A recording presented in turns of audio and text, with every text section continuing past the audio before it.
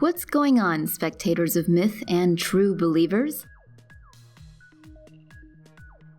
With the release of Spider-Man Into the Multiverse just around the corner, we thought we'd take a break from the usual myth stories and break down some mad science in old webhead's new movie. In the awesome-looking new Spider-Man movie, many web-slingers, including Peter Porker, love it, team up to take down a bad guy who can traverse the multiverse.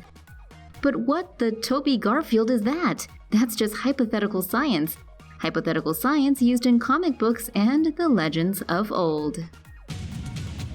Spider-Man Into the Spider-Verse Multiverse Theory Explained.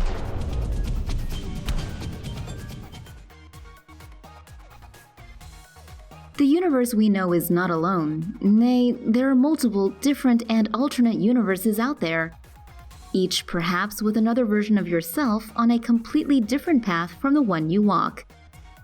That, spectators of myth, is multiverse theory, or at least a very simplified version of it. The term was coined by this universe's William James way back in 1865, but it dates back way further than that. Let's put our science hats on. In his 1704 work, Optics, OG scientist Sir Isaac Newton wrote on the idea of multiple worlds. Specifically, he said, and BT dubs were abbreviating this here, and since space is divisible in infinitum and matter is not necessarily in all places, it may also be allowed that God is able to create worlds of several sorts in several parts of the universe. But the idea of multiple worlds goes back even further to the days of Alexander the Great. That's 2,000 years ago. Way back then, Alexander is said to have cried himself silly after hearing Anaxarchus lecture about how there are infinite worlds. But how does all of this tie into Spider-Man and the Spider-Verse? Well, webheads, the Spider-Verse, at least in Marvel Comics, is a sort of catch-all term for the many different iterations of Spider-Man.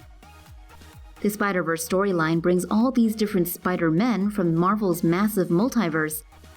And how many universes does that comprise? Well, let's just say that it's probably hundreds, pushing thousands. But it is based on scientific theory.